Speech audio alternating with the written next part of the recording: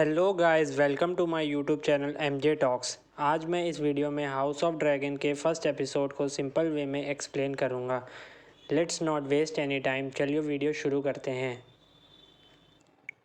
मैंने House of Dragon के first episode को 10 छोटे टॉपिक्स में डिवाइड कर दिया है, इससे आपको समझने में ईजी होगी। स्क्रीन पर मैंने सारे 10 टॉपिक्स दिखाए हैं। Selection of the successor for king's throne, उत्तराधिकारी का चुनाव।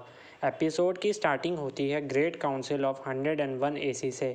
इस समय राजा जेहरिस होता है, जो पिछले 60 सालों से राजा था। राजा ने अपना उत्तराधिकारी चुनने के लिए सभा बुलाई थी।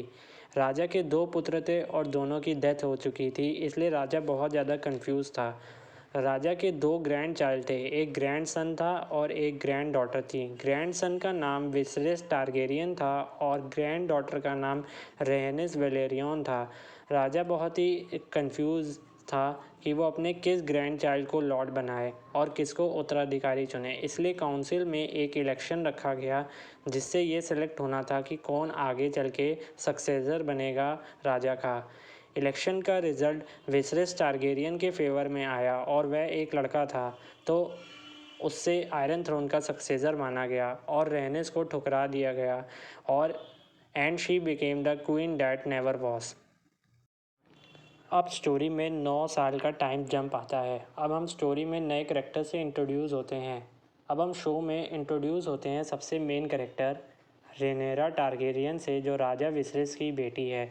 रेनेरा अपने ड्रैगन सिरेक्स पर बैठकर पूरे किंगडम की उड़ान कर रही होती है। जब रेनेरा ड्रैगन की सवारी करने के बाद उतरती है वापस, तब वहाँ पर किंग्स गार्ड के कमांडर सर हैरोल्ड वेस्टरलिंग राजकुमारी को फ़नी वे में कहते हैं, अब मैं रिलीफ़ और टेंशन फ्री हूँ राजकुमारी, क्योंकि आप सही सलामत वापस लौट आई हैं, आपको कोई भी चोट नहीं लगी है। नेक्स्ट सीन में रेनेरा अपनी बेस्ट फ्रेंड एलिसेंट हाईटावर से मिलती है। आगे हम देखते हैं रेनेरा अपनी माँ से मिलने जाती है और अपनी माँ को बताती है कि मैं आज ड्रैगन की सवारी करके आई हूँ, मुझे बहुत मज़ा आया। और आगे वो अपनी माँ को बताती है कि मेरा सपना है कि मैं किसी दिन ड्रैगन पर बैठकर बैटल लड़ने जाऊँ और सभी शत्रुओं को हरा दूँ।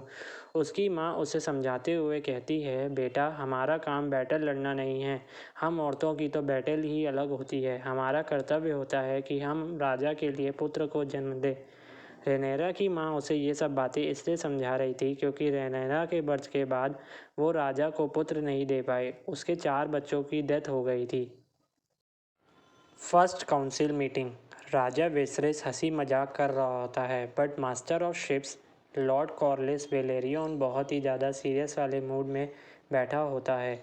लॉर्ड कॉर्लिस राजा को बताता है कि ट्रायर्की ने स्टेप स्टोन्स के आइलैंड्स पर कब्जा कर लिया है और वहाँ पर वे टायरकी वाले कुछ पायरेट्स को बहुत बुरी तरह से मार रहे हैं। फिर राजा कहता है कि मरने दो उन पायरेट्स को, वो वैसे भी सब चोर लुचक्के हैं।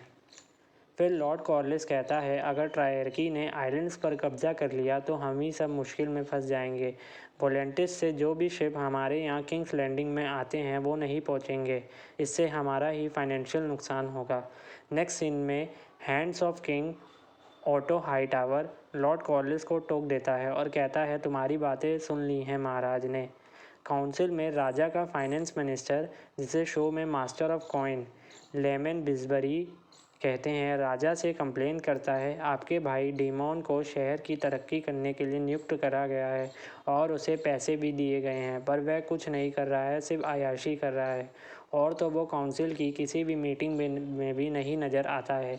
किंग वेसरस सभी की बातें सुनते हैं और सभी की बातों पे ज़्यादा ध्यान नहीं देते और वह अपनी ही बातें कर रहे होते हैं और वह एक अनाउंसमेंट करते हैं कि मैं एक हेयर्स टूर्नामेंट ऑर्गेनाइज़ कराना चाहता हूँ, क्योंकि उसको पूरा भरोसा था कि इस बार उसका बेटा ही पैदा होगा। डीमॉन्स टारगेरियन एंट्री। फाइनली अब स्टोरी में एंट्री करता है सबसे पगला और हरामी करेक्टर, राजा का भाई डीमॉन। डीमॉन स्वैग से आयरन थ्रोन पर बैठा होता है और अपनी भतीजी रेनारा के लिए गिफ्ट लाता है। ये कोई महंगा सा वेलेरियन स्टील का नेकलेस होता है। किंग्स लैंडिंग में पुलिस फोर्स को गोल्ड फोक्स कहते हैं और डीमन इन गोल्ड फोक्स का कमांडर होता है। डीमन एक दिन रात को अपनी फोर्स को किंग्स लैंडिंग में सभी चोर लुचक्कों को मारने का आदेश दे देता है, परंतु जो डीमन की आर्मी होती है वो वहां पर जाकर पूरा आतंक मचा देती है, लोगों को इतना बुरी तरीके से मारती है कि इस वीडियो में डिस्क्राइब करना भी नामुमकिन ही होगा। बहुत ही ब्रूटल अटैक किया जाता है, वहाँ पर कुछ मासूम लोगों को भी मार देती है। Second council meeting. Next day demon ने रात में जो शहर में कांड करवाए थे उन सभी टॉपिक के ऊपर डिस्कशन के लिए मीटिंग रखी गई।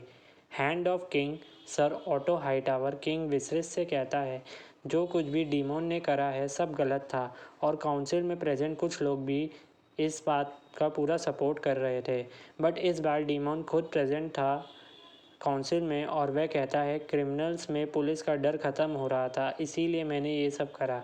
राजा और लॉर्ड कॉर्लिस भी डीमन को सपोर्ट करते हुए कहते हैं तुमने अच्छा काम करा, पुलिस का डर होना चाहिए क्रिमिनल्स में।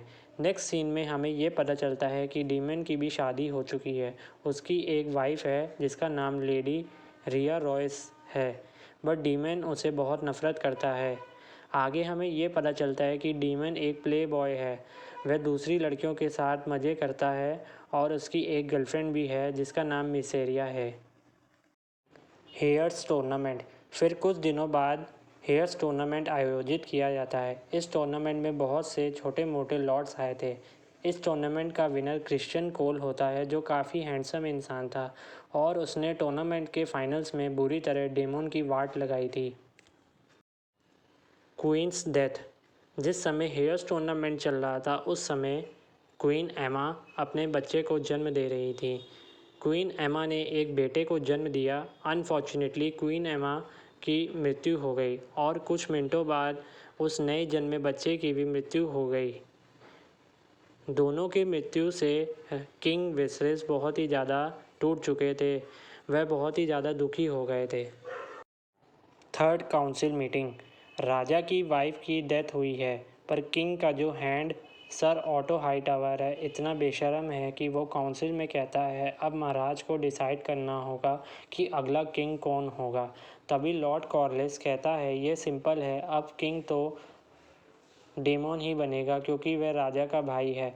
बट सर ऑटो रिफ्यूज़ करते हुए कहता है अगर वो राजा बन गया तो शहर की तबाही मच जाएगी, आपने देखा नहीं उसने क्या कांड करे थे। बट राजा उसे डांट देता है और कहता है हाँ किंग अब मेरा भाई ही बनेगा। इसके बाद दिखाया जाता है कि सर ऑटो हाईटावर अपनी बेटी एलिसेंट हाईटावर को कहता है कि तुम किंग विसरिस के रूम में जाओ और उन्हें सहारा दो, उनकी वाइफ की मृत्यु हुई है, अब उन्हें सहारा चाहिए। दूसरी तरफ हमें ये दिखाया जाता है कि डेमन इस दुख भरे समय में जश्न और पार्टियां कर रहा होता है क्योंकि अब उसे पता चल गया है कि अब मैं ही राजा बनूंगा, मेरा समय आ चुका है। Brother versus brother. Sir auto को अपने गुप्त सोर्सेज से पता चलता है कि डीमन ने रात में जश्न मनाया है और वह ये बात राजा विसरिस को जाके बता देता है। राजा डीमन को काउंसिल में बुलाता है और उससे पूछता है कि तुम पार्टी कर रहे थे, मुझे पता चला है, तुम कितने बेशर्म इंसान हो। यहाँ पर दोनों में तू मैं और बहस हो जाती है।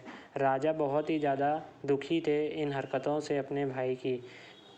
राजा डीमन को किंग्स लैंडिंग छोड़ने का आदेश दे देता है।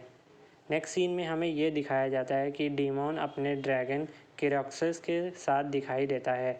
डीमन अपनी गर्लफ्रेंड के साथ ड्रैगन पर बैठकर कहीं उड़ जाता है। Cute conversation of father and daughter. King Viserys अपनी बेटी रेनारा को सक्सेसर ऑफ थ्रोन घोषित करता है, मतलब अब रेनारा नेक्स्ट क्वीन होगी। नेक्स्ट सीन में हमें ये दिखाया गया किंग अपनी बेटी रेनारा को अपनी पूर्वज एगन द कॉन्करर की कहानी सुनाता है।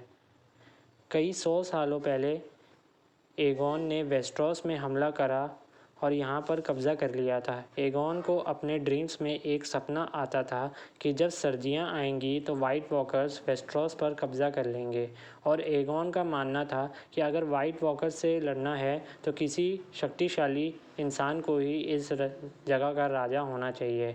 इसीलिए वेस्ट्रोस पर एगोन ने हमला कर कब्ज़ा कर लिया था। तब वेसरेस रेनारा को अपनी पुश्तैनी तलवार स्टील ऑफ वेरियन वलेरियन दिखाता है, जिस तलवार का यूज़ हमने गेम ऑफ थ्रोन्स वाली सीरीज़ में भी देखा है। पहला एपिसोड अब यहीं पर ख़त्म होता है।